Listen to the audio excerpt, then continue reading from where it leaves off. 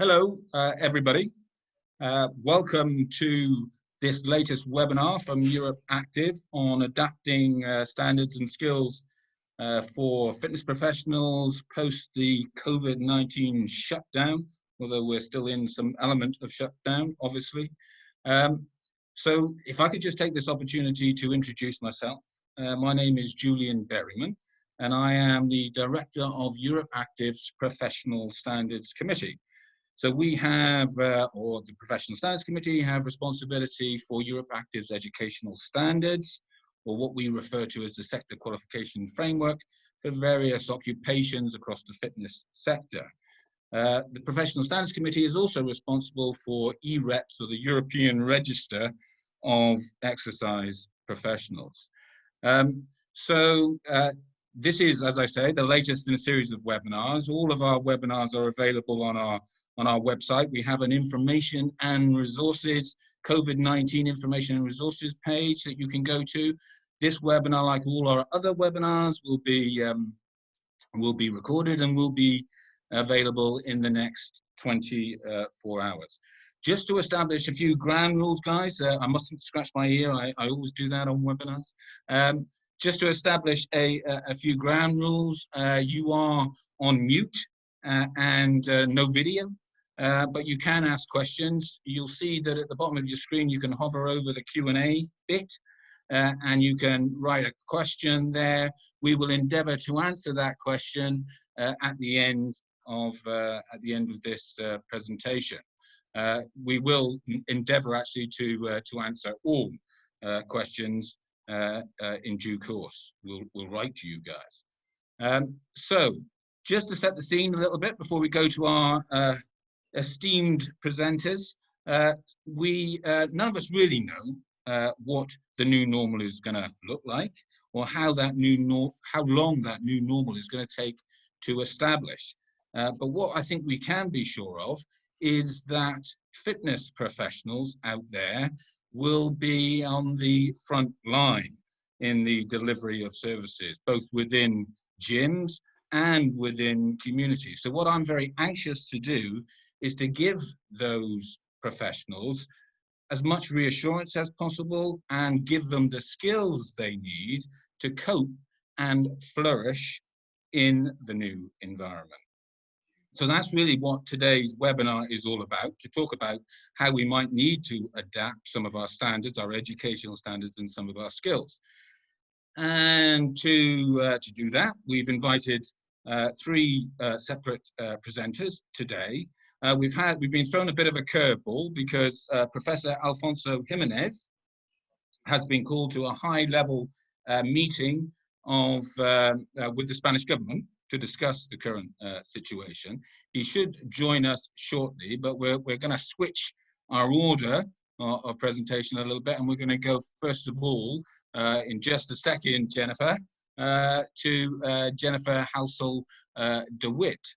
Now, Jennifer is the International Retention Manager at Basic Fit, and I know over the past 18 years, Jennifer has been responsible for the fitness departments for 4 of the biggest corporate run gym chains in the world. So there's some considerable experience there, guys. Apparently, she also teaches the Killer Boot Camp, so that's interesting.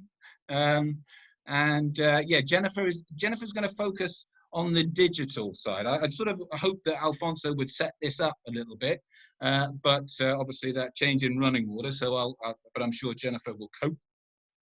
So Jennifer's going to maybe talk about some of the more positive aspects of what's been going on with the quarantine and with the increase or the acceleration of digital skills. Sounds good. So Jennifer, if you're ready to go. Yes, thank you, Julian. I really like being introduced by someone else, so I don't have to introduce myself. That always feels weird. But now, do I need to share my screen, Robbie? Yes. Yep. Okay, so I'm going to go to share screen. I'm going to, where did my presentation go?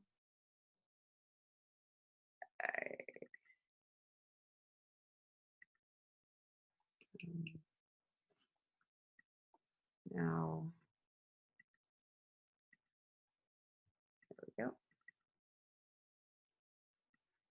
You should see my screen. And can you tell me when we're in presentation mode? Yeah, I think you're there, Jennifer. We're there. Okay, that was smooth. I was expecting the worst and hoping for the best. Okay, so I was actually really interested when Julian approached me to speak about standards and skills for the fitness professionals post-COVID. And like I do most of the time, I add a little twist because this is how my brain works. So I wanted to talk about adapting and applying the new skills that are evolving because of the corona crisis and the lockdown period for fitness professionals. And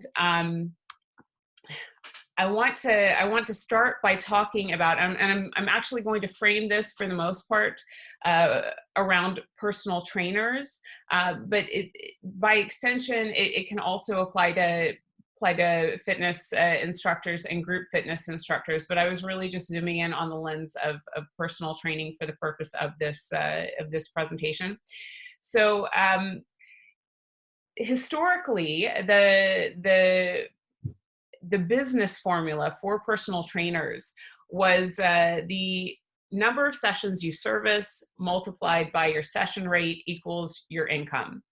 And your available working hours is your capacity. And the other challenge with this formula is the sustainability, because I'm not sure how many of you on the call have lived the life of a full-time personal trainer who is servicing like 6 to 8 to 10 clients a day.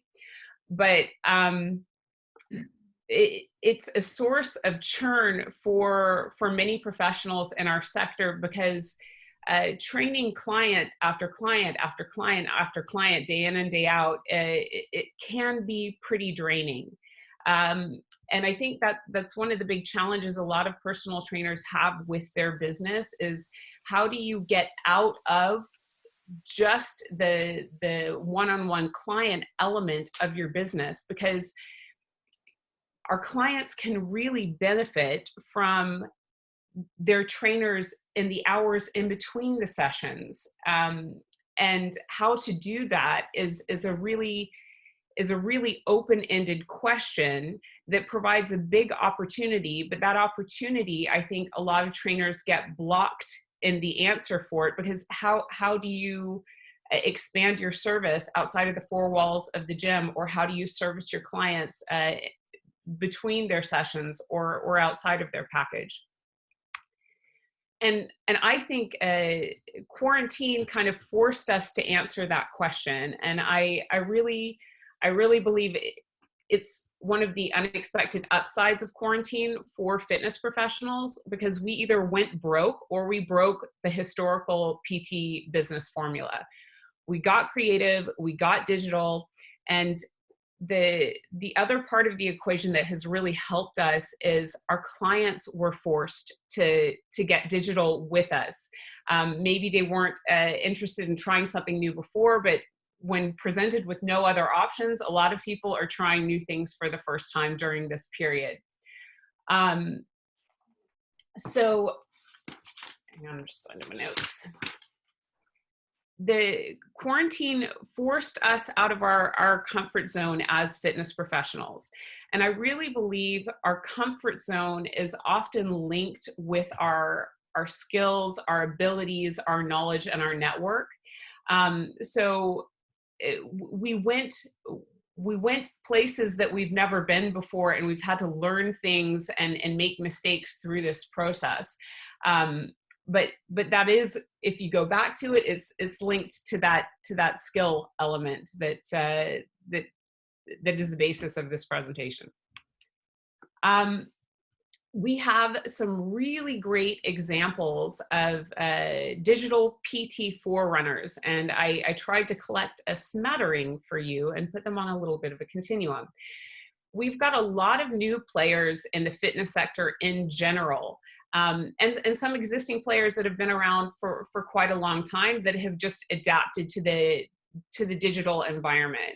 And what you see here, I think you can see my mouse on screen as well. You've got like this continuum of automated to very personal. So the automated tends to be a little bit more mass communication, one size fits all programming. And then you've got really personal offerings where it is just really a customized one-on-one experience, and sort of everything in between. And I've put like the 100 euro per month as a middle point and tried to plot out these different services along the continuum so you have a sort of idea of how it works. But what I really believe through this whole process is that the personal trainers and fitness professionals that have adapted their business during the crisis will be positioned for long-term growth in our new normal. And the question is, what is our new normal? Like, this is sort of leaning into the great abyss. We don't know what that's going to be. So the key word is actually adapted, because those who have been able to adapt in this current environment will be prepared to continue to adapt whatever the situation throws us. And that's going to be the key thing that will keep us afloat as professionals and as a sector, is the adaptability thing. So new services, the new services that we're offering our clients now require new skills. And I was trying to really think with a beginner's mindset, along with many of the personal trainers and the fitness professionals that have evolved in this current situation. And I wanted to think of, it's like, what are your blocks really to continue to grow in the digital environment? And you've got to be able to sell a service to someone that you've never met before. You've got to be able to attract people that you've never met before. When you go digital, content is king. So how do you organize a content production schedule across multiple channels? And how do you know and measure and evolve what works? How do you automate some of your client communication when your client list has grown from 20 to 200 and you don't want to type out individual emails to all of those people? How do you price and bill for your new services? What systems do you need to support this? And what people do you need to support growth in this area? And I see three pillars emerging for fitness professionals in our new normal. And actually, these pillars were emerging before Corona, but now they've really accelerated. And these are kind of your business pillars. I see in the digital space, you've got a lot of fitness professionals that are selling courses to consumers. And these courses are just fixed programs to build knowledge or build a skill, and they could be over anything fitness related, nutrition related, lifestyle related, mindset related. You've also got the content pillar, and the content pillar tends to be the promotional element that drives the other areas of your business. Podcasts are really, really blowing up right now. You've got blogs, you've got content that's going across your social media channels, and the coaching element of your business. And this is the area that we're most comfortable with. It's the client session, it's the client packages that we're selling. And the coaching can be 100% digital, it can be physical and digital combined, or that could just be the physical sessions that you're offering as a personal trainer. Now, to deliver your new business pillars, you're going to need a few things, because you've really changed your business game.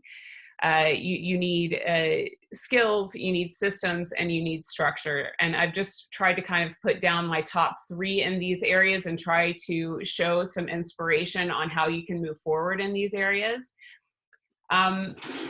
This has been one of my biggest ahas since moving from the personal training side of my career to retention manager. Content has been a big part of my life and my world. And that has meant that I've really had to expand my skill set in that area. But if you're going to start producing content, you need to look at that as a skill that you need to hone within yourself. So copywriting, digital marketing is really important. And once you get into creating content for yourself, time management is an essential skill. But I think that's just one of those essential skills for life. I've thrown in a couple of examples of resources that I really like in this area, and you can use them, you can take them, you can leave them. The other thing that you really need working in your corner are your systems. As soon as you have, as soon as you're moving from tens to hundreds of clients, then you really need some sort of customer management system to keep track of things. And really understanding the experiences your clients are having along their journey with your services, and actually mapping that out to really be able to improve and evolve those services is important. And there's a lot you can learn in customer journey or client journey planning. And the whole client journey is a bit of a guess unless you have you've created some way of collecting customer feedback. Your customer feedback is your measure of, did I position this product properly? Did I price it properly? How's my service versus the expectation of the customers? And in the fitness business, the NPS score, the Net Promoter Score, is fairly well known, but there's also different measurements you can plot out along your service journey or your client journey, and that's the customer satisfaction score. So how did it feel for you to do whatever it was that I asked you to do? Or your customer effort score, how hard or easy was it for you to do what I just asked you to do? And I've also collected a few options for you to look into for systems in these areas. And the last is structure. I keep on harping on content, but when you go into the content business, really structure is key. Having a content calendar so that you can manage what you have to create across channels. And maybe you want to work with a partner to do this. When you evolve your business as radically as Corona has required you to do, you need to look at it in a different way, and you need to plan for it in a different way. Along with your products, you've just gone from one-on-one coach to product manager, content manager, all in one, and those areas can be something that you decide to take on yourself, or you decide to partner with someone or fulfill in a different way for your business. One of the things that I'm really a big fan of for upskilling, I really like edX.org. It's somewhere where you can take online university courses from universities across the globe for different areas. And you'll find a lot of these areas on edX, so it's something that you can action directly. So that brings me to what I think our new PT business formula is going to evolve into post-Corona lockdown COVID. Bleh. And that is your PT sessions plus your PT digital services multiplied by the number of team members you have is going to equal your revenue. And then I'm going to end my presentation with a question, because I think it's a question we all need to start thinking about now when we're looking at this in a different way. And that is, what should the PT certification for the new personal training formula look like? Lovely. Thank you, Jennifer. Mm-hmm. Excellent. Yes, good question. What should the new PT certification look like? And in actual fact, the Professional Standards Committee is establishing a technical expert group, a TEG as we refer to it, and we're going to call that the Standards and Skills Task Force for COVID-19, and we're going to be looking at this precise area. You know, what those digital skills for PTs and others. and you know, how our standards should reflect those digital skills. So great, thank you. I'd now like to take the opportunity. Alfonso has joined us, which is a huge relief to us all. Alfonso. Alfonso, if I can give a little bit of a background, Professor Alfonso Jimenez, Chief Research and Innovation Officer at the GoFit Lab in Madrid, beautiful city. And the GoFit Lab is the research and innovation arm of Ingersport GoFit Leisure Centres. They work in partnership with a pool of universities that includes Sheffield Hallam University and the Universidad Rey Juan Carlos. Alfonso is going to take us through GoFit's work and preparations for the new normal. I've seen the presentation, Alfonso, looks great. So without further ado, I will hand over to you, Alfonso, if you could share your screen. Yes, I'm sharing my screen, and you know, ideally you can see the screen perfectly. No? Julian, can you confirm? That's there, Alfonso, you're ready to go. Okay, guys. Well, thank you very much for the opportunity. I think that we are facing a significant challenge today that involves a number of potential changes in our way in which we approach professional practice as exercise professionals, okay? This is our natural environment. We are basically a service industry to address inactivity levels across the world, you know, and we have significant levels of what is defined as a pandemic in 2012 by WHO as well, about sedentary behavior, okay? The problem that we are facing now is that the coronavirus immediately and dramatically reduced the level of physical activity across the world. This is data from Fitbit in the first report that they launched probably at the beginning of the confination across the world, you know, week ending the 22nd of March, more than 5 weeks ago.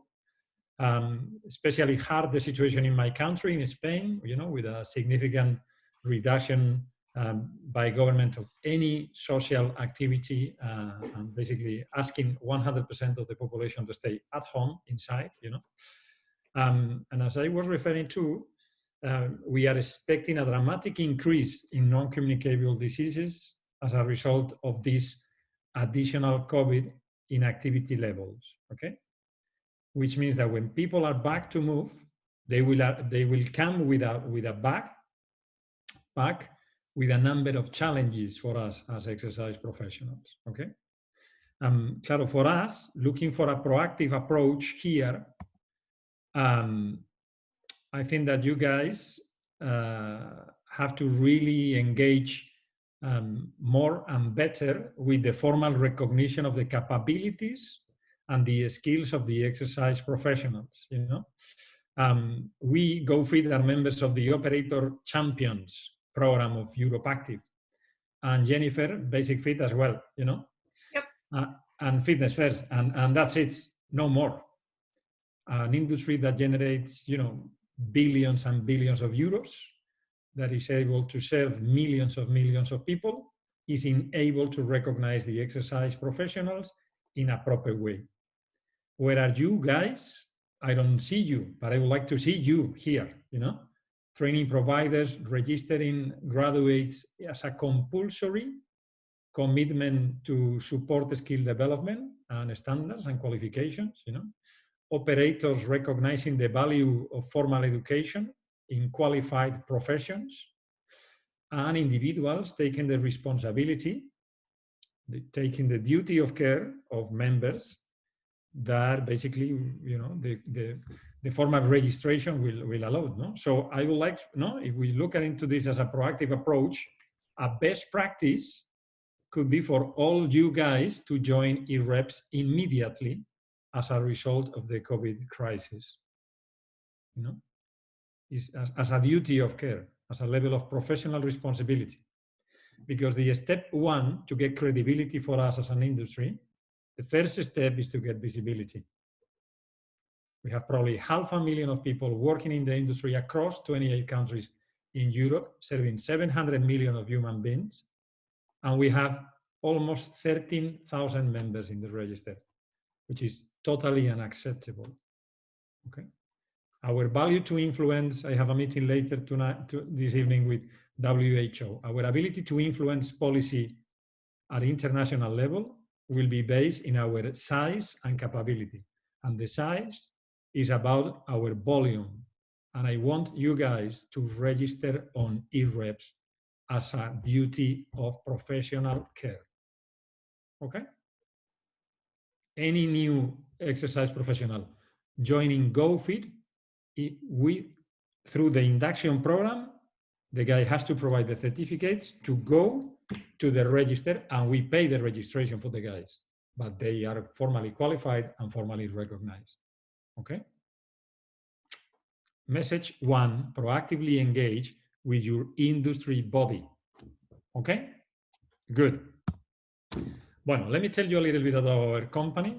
GoFit started operations in 2009, just 10 years ago, and moved really fast, operating big facilities, huge leisure clubs, 15,000 to 25,000 members, across Spain and Portugal, reaching more than 250,000 of members, where kids, for example, are using the facilities always for free, and we have more than 50,000 kids, more than 35,000 runners, big numbers.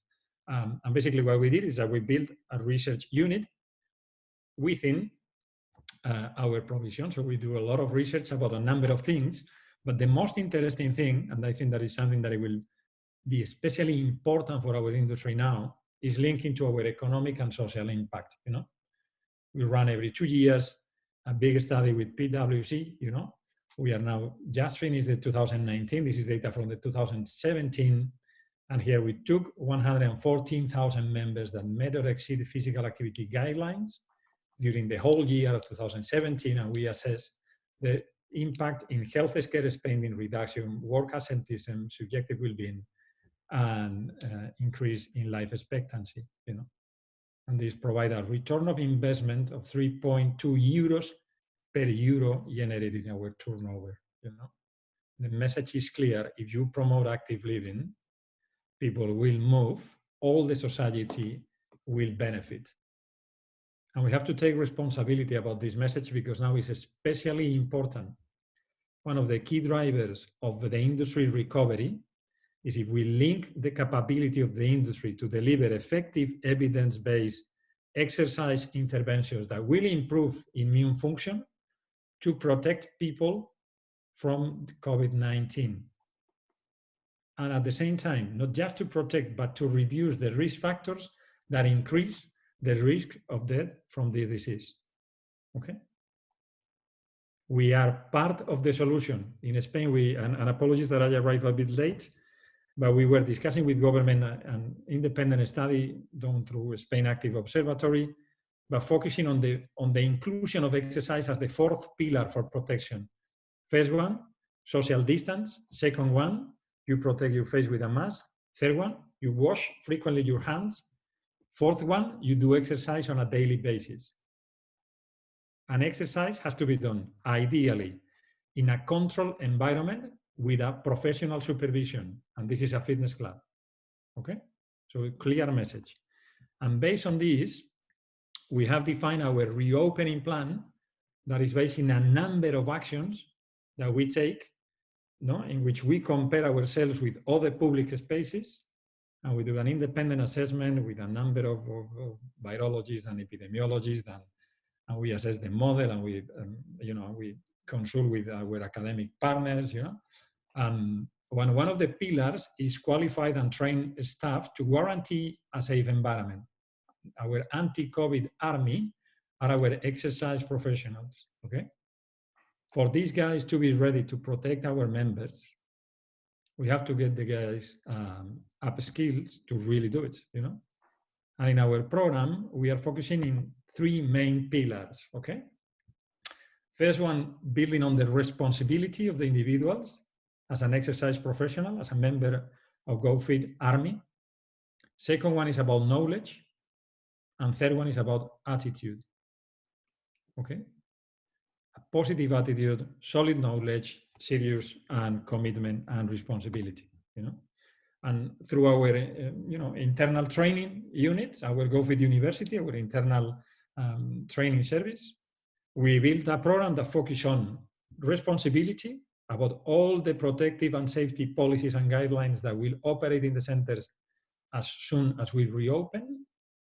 But a second role that is especially important, that any member of staff became a surveillant of potential individuals at risk before practice, during practice, or after practice, okay? Second one is about knowledge. Individuals, and this is important, and I put an star there because an exercise professional is a qualified job, okay? It requires underpinning knowledge, skills, and competencies.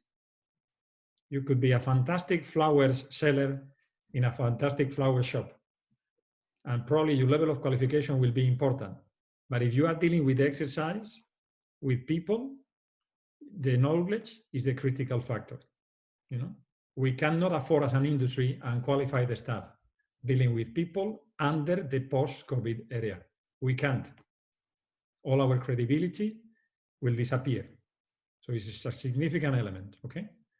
So we rebuild the knowledge and retrain our trainers on the physiology behind the impact of exercise on the immune function, new protocols for health screening and risk factors, especially those linked to COVID risk, healthy nutrition, and the impact of exercise in mental health. In fact, our reopening position plays around sarcopenia because people were not moving enough. So, muscle mass will be reduced by fact. Second one, body composition and metabolic health. Third one, the value of exercise reinforcing immune function and the mode of exercise and the type of exercise and the length of exercise and the recovery time that you have to use to really impact immune function in a positive way. And the fourth one, the value of exercise, improving your mood state and improving your mental health, okay? So there is an element of solid knowledge there. And the final pillar is about the attitude. Our staff, our exercise professionals, we have to become positive role models for society regarding active living and healthy living. And we have to show our capability to care about other people's health and well-being. We cannot afford to not be aware of potential needs of our members. We have to become effective partners of the public health agenda and of the community social health agenda. We have an opportunity here to rise and increase the recognition of our industry as an element that is critical for the new world that is coming after COVID, And after you can decide that this probably is not important, but it's critical, The new industry will be for sure much better than the old industry. We will have a stronger security, safety, and cleaning standards for sure. We will have better people, better qualified. We will have people in our memberships more demanding, more concerned about health and safety, very keen to recognize that if they are active, they will be protected, they will take care better from each other, and we have to really, give a step forward and consider that we are in front of a fantastic opportunity. If we are a bit lazy, if we are not connecting with the needs, because this is a transition, now it's a health crisis, later will become a social crisis, and finally this generate an economic crisis. We are thinking as an industry in the economic impact of this, but 99% of the population are feeling this as a health crisis right now. People are dying right now. And we have to be able to join these guys through a journey from a health crisis into a social crisis into a potential economic crisis. And in our responsibility is to take care of the health of the individuals as a matter of as a duty. We cannot avoid not taking responsibility of this, and we take this really seriously, and it's how we are getting a fantastic you know, support and feedback and engagement with policymakers across Europe, you know, because national organizations, national associations, Europe Active, UK Active in UK, Spain Active, wherever, you know, we are pushing harder as an industry than any other sector, you know, and our people has to be ready to go, you know, and I'm more than happy to discuss this with you later, okay? And that's it. If you have any more questions, we'll be very happy to discuss with you later, guys, okay?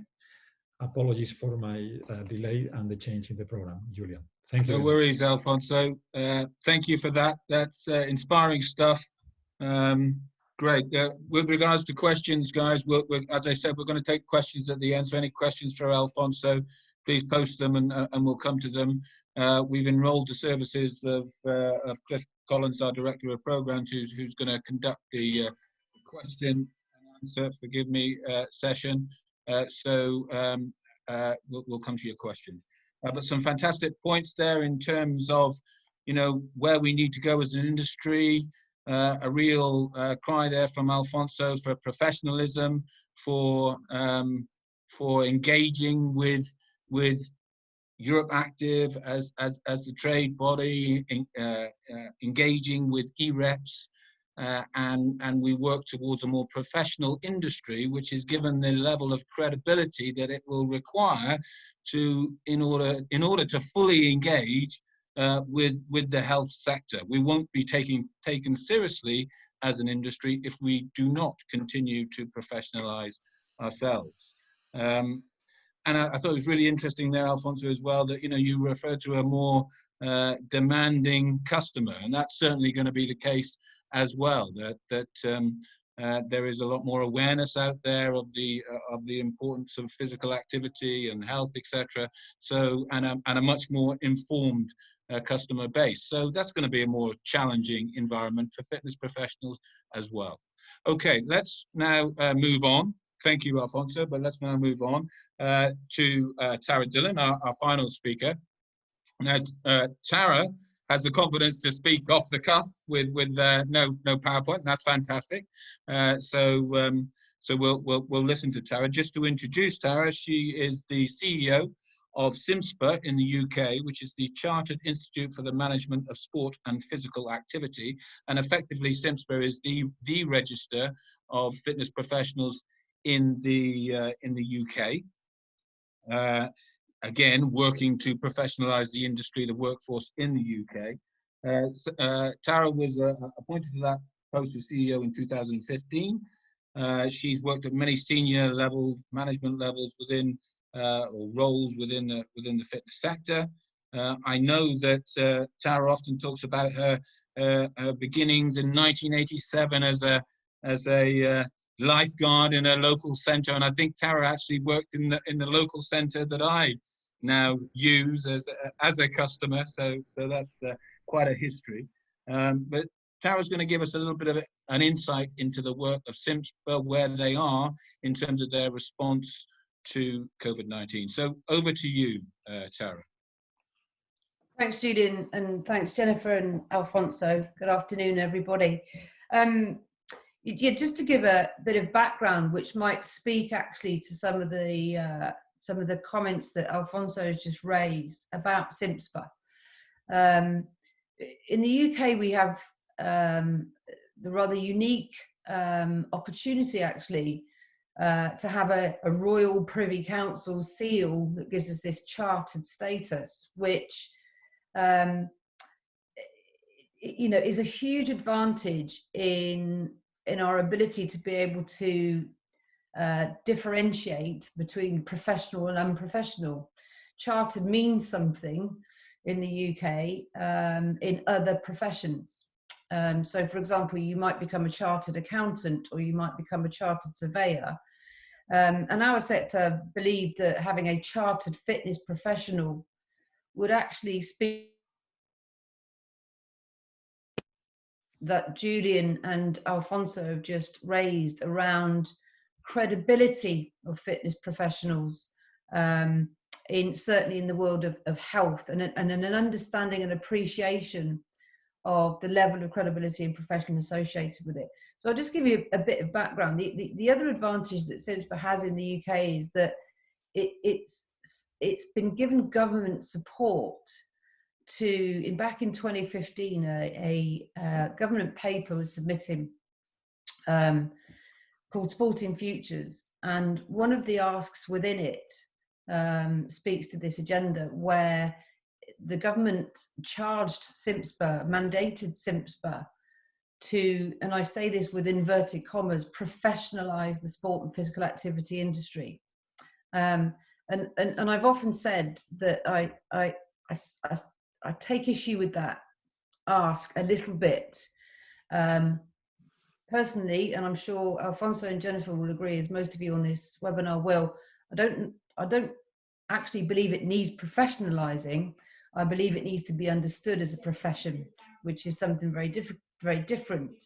So this question around, why is our credibility in health not understood? And I think really this has been done in recent, well, actually over the last 5 years, many conversations that we've been having with CIMSPA, UK Active Sport England, combined with health organisations, royal health organisations.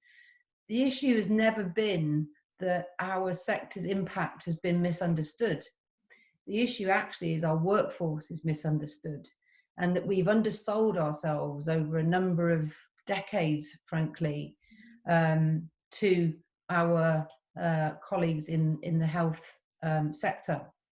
And when I drilled down and asked those royal colleges, well, what's wrong? You know, what is it you don't understand? The answer was quite straightforward. It was, you don't look like us. So if you can look and behave like us and structure a workforce and a professional, a rather linear, actually, professional pathway that essentially, you know, emanates what we do in the health sector, we would feel more comfortable about trusting and referring patients and clients to the health, to the professional sector that is the physical activity workforce. So we actually got a bit of a leg up, in all honesty, because the government put its weight behind that back in 2015. That said, in absolute agreement, if the sector is truly going to back itself, it really needs to get behind an organisation like EREPS or like CIMSPA, and every employer in the country needs to say, we only employ people who are members of the body that protects and drives up professionalism and standards in our sector. So, you know, I'm delighted to say that REPS and CIMSPA's directories have recently combined, and as a consequence, you know, we're looking at something like 28,000 members, which sounds like a huge amount in comparison to EREPS, but I have to tell you, that's only half the number of professionals. We think there are 72,000 fitness professionals employed and self-employed in the UK today. So actually, so where are they, and where's the recognition? So we've structured CIMSPA in a way so that there's an ecosystem that ensures buy-in. And so I think there's some interesting points here, and I'm pulling sort of from both Jennifer and Alfonso here around, you know, needing to change and adapt standards. The starting point actually for us in developing standards in the UK was based really around the conversation that we're having today, which is understanding consumer needs, understanding consumer behaviour, and barriers actually to physical activity, and then developing with employers and professionals from within the sector what a new standard would look like for a given qualification or occupation.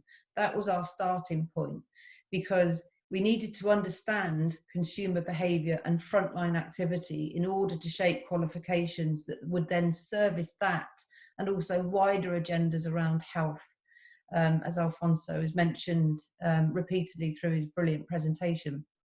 That was a fantastic starting point, because then it enabled us then to sort of react more in a more agile way to consumer needs. And it was important that we got the buy-in from employers to say, actually, my customers are very different to the customers that we were talking about 5, 6, 7 years ago. And the qualifications have not adapted in that time to be able to service those customers or to speak to those agendas. So that was a very solid starting point. The ecosystem then is that we work with all training providers in the UK, and we set a standard rather than qualification. And we ask that training providers and awarding organisations in the UK can map and adapt their qualifications that meet that minimum standard. So as a learner, as a PT, as a newly qualified PT, I'm then able to gain a kite marked qualification that I know, coming full circle, an employer will be looking for, because that employer has made the contribution to the level and within that standard. So it's quite an advanced model. It's nothing new, I have to say, but what it does is it ensures it's inclusive of all aspects of our sector, from a commercial training provider right up to a university. We now endorse and map degrees to the professional standards for occupations within our sector. So that model is now well embedded.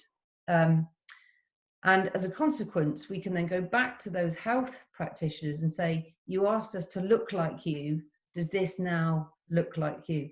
And the confidence that that's generated in our colleagues in the health world is probably the best at the best levels that we've seen. It's certainly in my career in the last 30 years, as Julian has rather rudely pointed out, that I started in 1987. I was very, very young. So Alfonso, I wholeheartedly agree with the points that you've made, and we've made some great advances in the UK in ensuring that eco structure is solid and continues to work. As a consequence, what it means, therefore, with the chartered piece is that somebody who is newly qualified can become a member of the directory, which was REPS and is now the SIMPS for Fitness directory. But also, say, for example, Jennifer, you qualified 30 years ago, and you've continued to maintain your competence, and you've updated with your CPD, and you have a whole plethora of experience and clients. And I qualified yesterday. The advantage of chartered is that we can give you that status, as opposed to, at the moment, you and I have the same status, in spite of the fact that you've got masses of experience with huge testimonials and you've continued to update yourself. So we can now give you chartered status, and it's that status that seems to really appeal to the health fraternity, which I think is very, very powerful. That's very new. That's only just been launched. But it's a model that I'd love to be able to share with the guys at Europe Active. I mean, we can't give away chartered status, unfortunately, in Europe, because I'm not sure the royal family are kind of into that right now. However, as a structure, it's very, very positive. So, you know, that's kind of how it works in the UK now. What's interesting is it then gives us a really solid platform to answer some of those, the 3 points that Alfonso raised in context of COVID-19, is that has given us a springboard, in essence, to talk about the 3 phases that you mentioned, Alfonso, in terms of health impact, followed by social impact, followed by economic impact. Is if our sector and the professionals within it can be seen as just that, professionals who are like me in health, it means that we can really speak to all 3 of those agendas genuinely, without any cynicism that we perhaps have seen over the last 3 decades. What's interesting is the acceleration in terms of the need for our sector. And for the 33 years I've been working in this sector, I've been very passionate about our workforce being understood in the context that I've just described. And it always feels like I've been knocking on doors and trying to convince other sectors that we are a profession, the one that I've just described, and we all understand.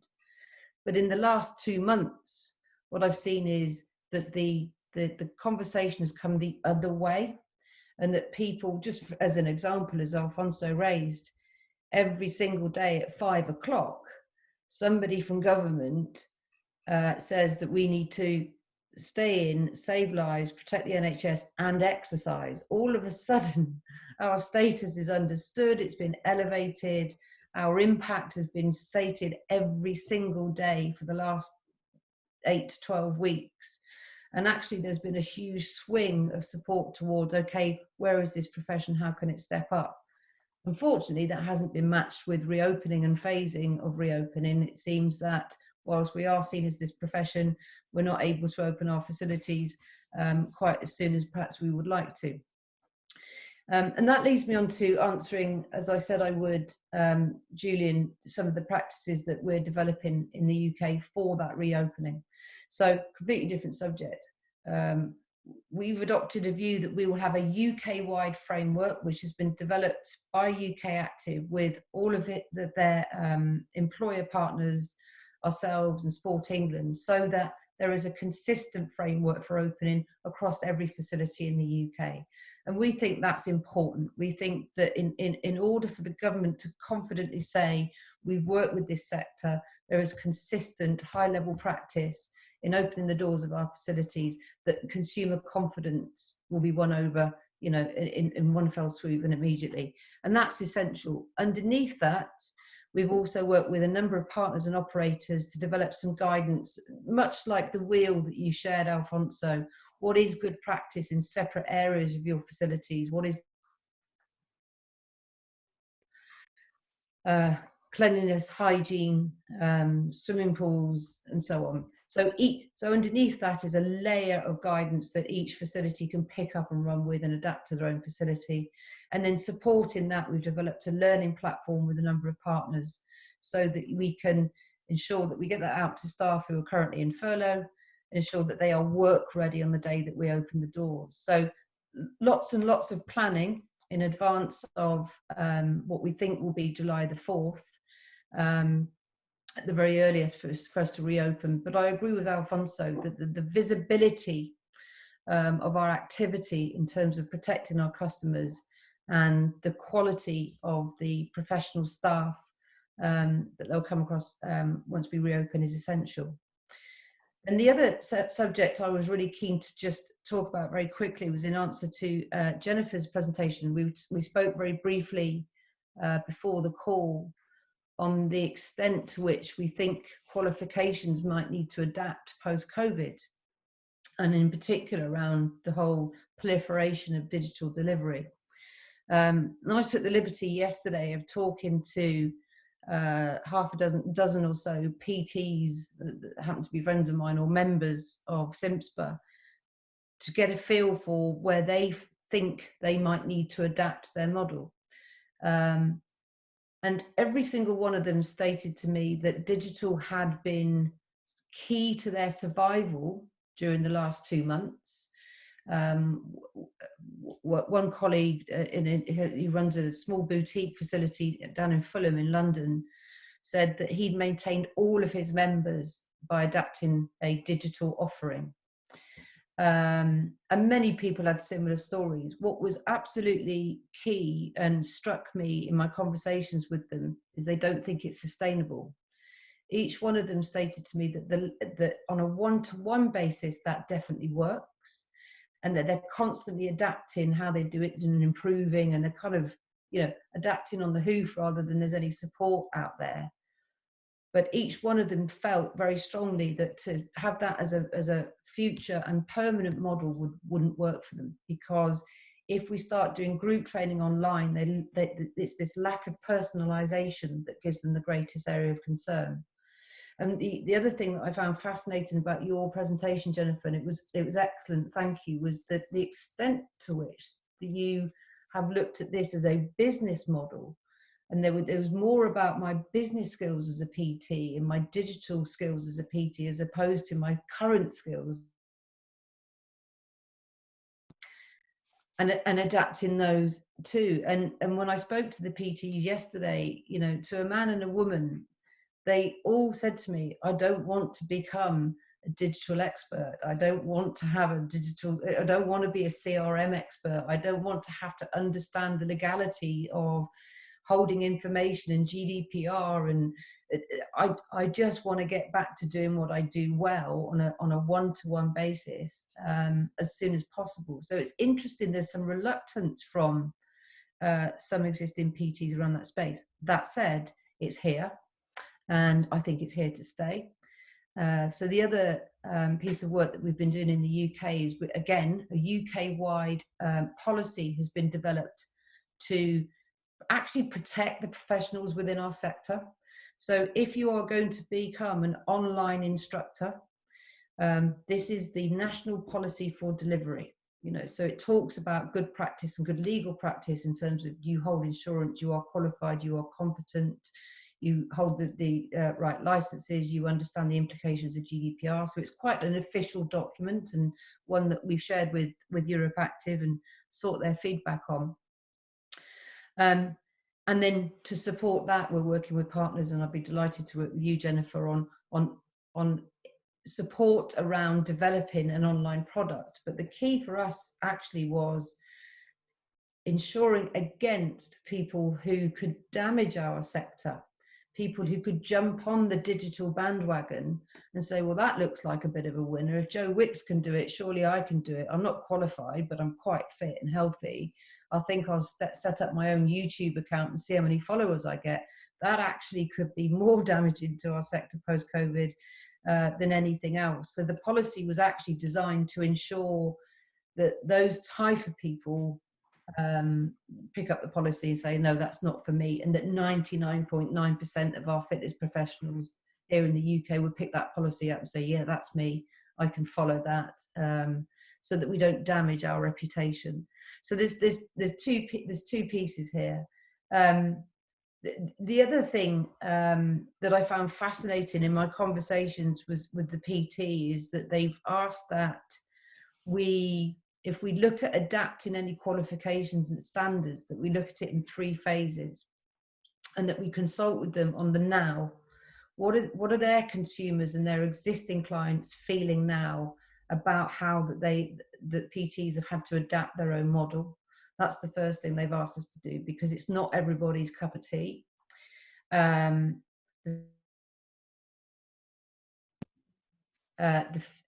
midterm. So being able to capitalize on a number of people who are new to exercise. So where we've had this daily message, you know, stay in, protect the NHS, save lives, and exercise, those guys have been inundated with new clients, but actually feel that they're losing clients because the digitalization of their relationship with them means that they have a lack of personalization. So they want us to examine the sort of midterm and how we campaign to keep the new to activity cohort engaged.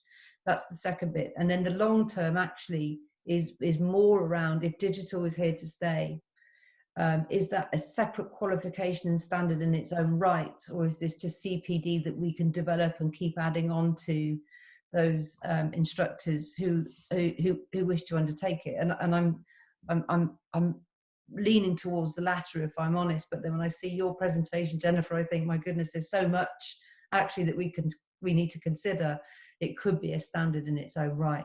So I'm really keen actually to hear from people on this webinar about whether or not adapting a current PT or fitness qualification would be enough post-COVID, or actually creating something new would be a necessity. As I said, I'm minded more towards the CPD option as it stands, because I would like to work on the knowledge, skills and behaviours that our brilliant professionals already have, and just give them a new set of skills. But I'm also keen not to overcomplicate, as the feedback I received from those guys yesterday is, I just don't want to be a legal expert. I don't want to be a data expert. I don't want to be a digital expert. You know, I just want to know about lighting, camera, sound, talking to my customers and getting back in front of them as soon as I possibly can. And that was 100% the feedback I had yesterday. So Julian, I hope that kind of gives you a flavour. That's fantastic. No, that is fantastic, Tara. It's just really what I wanted you to cover. Yeah, the online guidance that you produced, I think, is excellent. That clearly, you know, that if this is a new area, a new skill, then we need to provide some pretty vigorous guidance around that, and you're working towards that. So I'm sure we will. I know, talk more about that. That can guide us all. But yeah, thank you for that. Fantastic. We just want to do some quick questions if we can. We're coming up to the end of our hour, but if we can get a couple of questions in. Cliff, are you there? I am here. Yes, thanks very much, all three of you. Fascinating perspectives on what has been happening to us in the last few weeks. A question for all three of you, but perhaps start with you, Tara. In your view, how many trainers do you think won't come back into the industry when the clubs begin to open up? And will this put pressure in the system so employers trying to staff their clubs will have to basically recruit almost anybody to come and fill those places? Is this going to be a problem? In the context you explained that in the UK you've got very large numbers on the register, but still there's a very significant number still not on that register. Is this probably going to be exacerbated? And I'm sure it could be common in the Netherlands, other basic fit countries, and also for Alfonso in Spain. Okay, thanks, Cliff. I think the quick answer to how many people do I think will come back is that we ran a poll fairly early on during lockdown, and around about 70 to 75% of those polled suggested that they could survive for 5 to 6 weeks. Now that was around about 8 weeks ago. So we're now running that survey again to see where those guys are. So in the UK, self-employed and employed PTs do have some financial support through the job retention scheme. So I'm pretty hopeful, Cliff, that because that support is there, and that a large swathe, at least 3/4 of those surveys said they could survive, that we won't see a really damaging number not coming back into the industry. The other thing that I think we should be encouraged by is many training providers that I've spoken to during this lockdown are seeing like-for-like sales year on year. They're seeing an awful lot of learners coming into learning, which I think is, a very positive thing. I think there are people from other sectors who've been furloughed and using their time to go and develop a new skill or plan to remuster into fitness.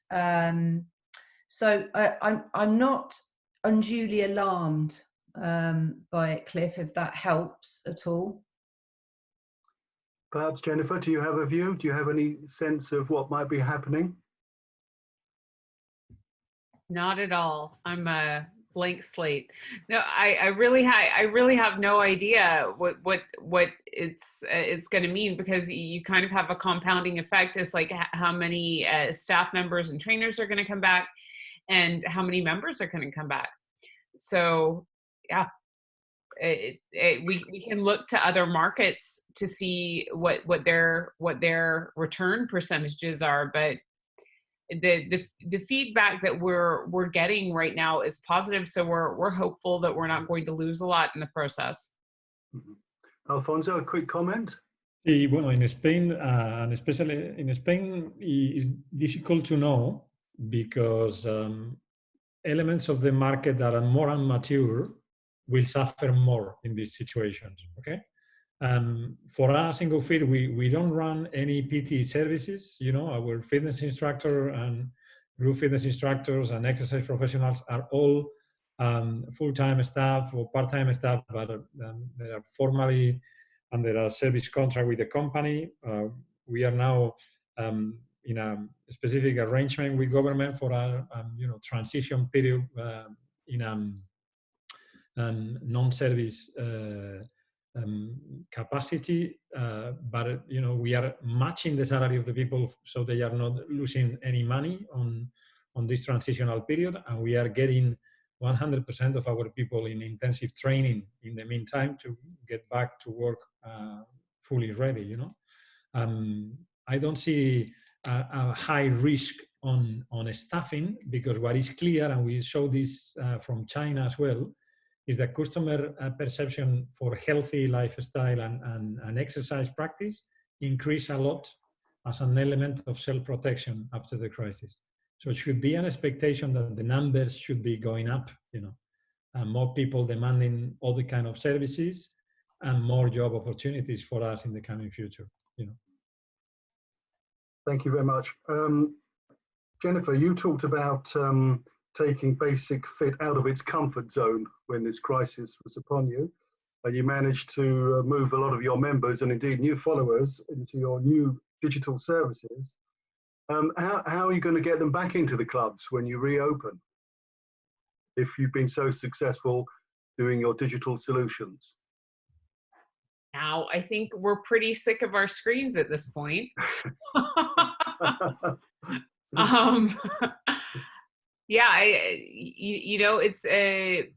it's just assuring our members that we're going to open our doors in a very safe way, and that we can protect their pursuit of their health and their fitness in a very safe environment.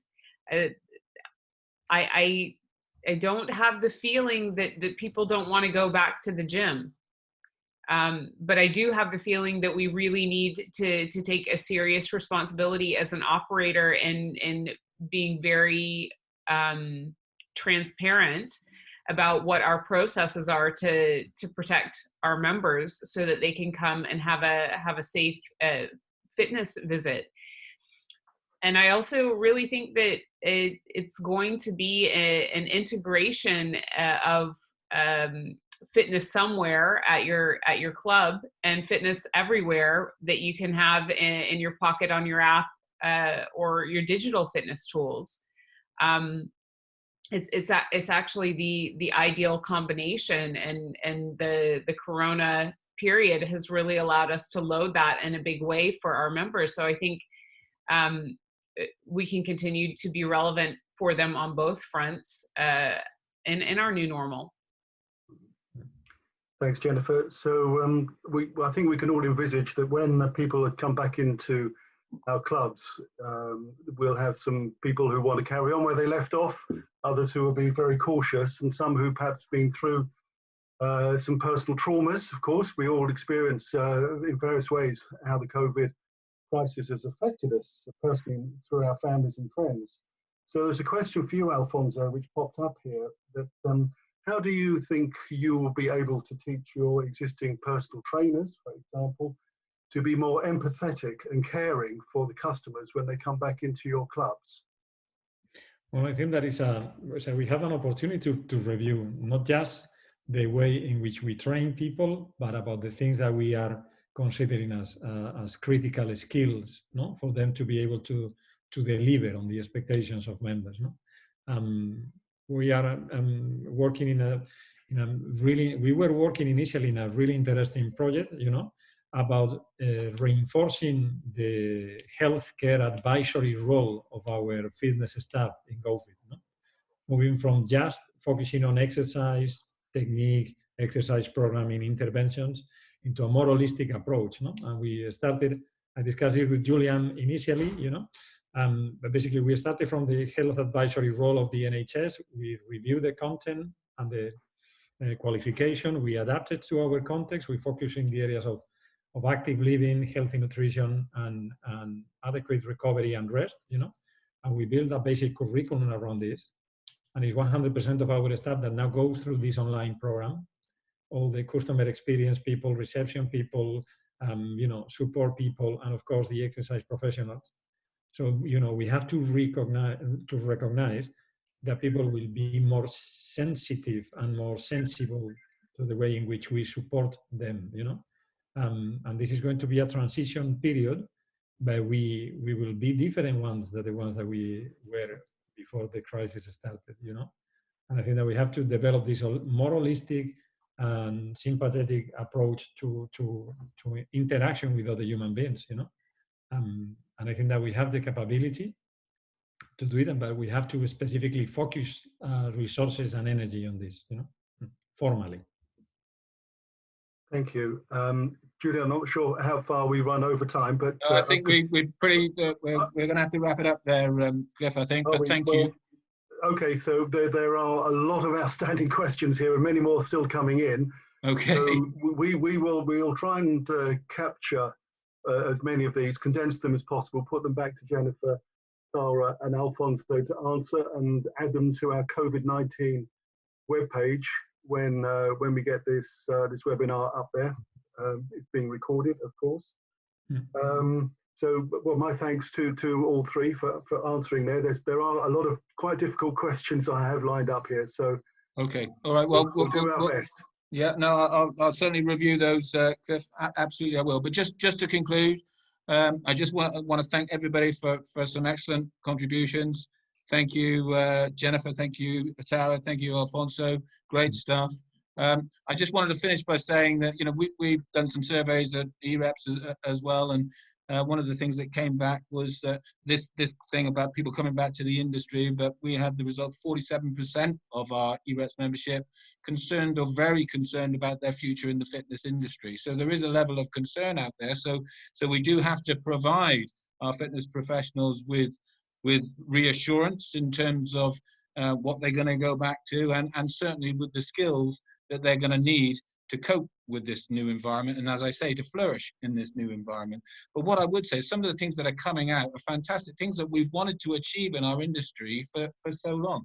Alfonso was just talking about the importance of more sort of health counseling skills, those soft skills, motivational interviewing, empathizing with our clients. Yes, absolutely, that's what we should be.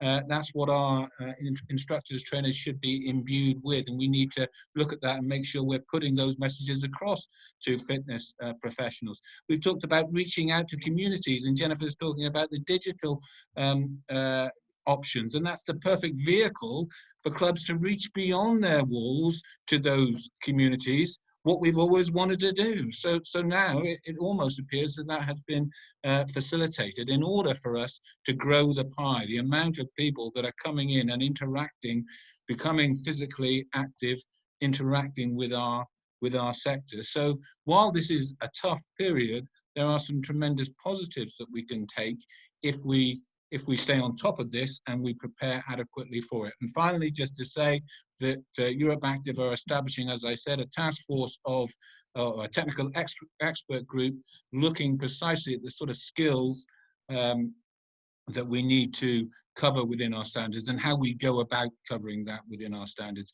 And I would say, guys, all three of you, you're going to be invited to be on that task force.